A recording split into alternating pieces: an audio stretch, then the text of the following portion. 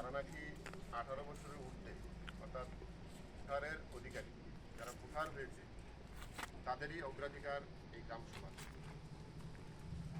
অর্থাৎ এই গ্রামের উন্নয়ন নিয়ে এখানে আলোচনা হবে,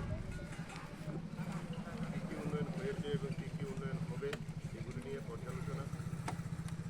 আজকের দিনে বিশেষ করে প্রধানমন্ত্রীর আবাস যোজনা গ্রামীণ যে বিষয়টা, এটা নিয়ে আজকে স্পেশালভাবে গুরুত্ব দেওয়া হয়েছে। তো আপনারা যারা উপস্থিত আছেন, আমার মনে হয় সকলেরই হয়তো ঘরের নামের তালিকায় অন্তর্ভুক্ত আছেন।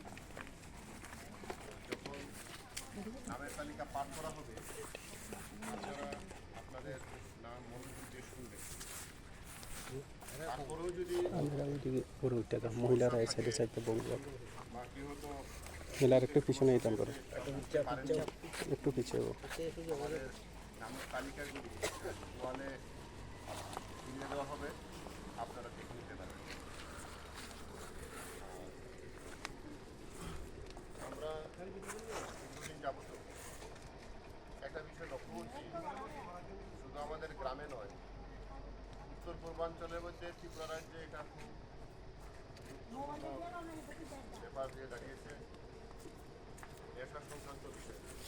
আপনারা সবাই জানেন, দেখেন, মোবাইলে দেখেন, টিভিতে দেখেন, নিউজে দেখেন, নেশাটা আমাদের সমাজকে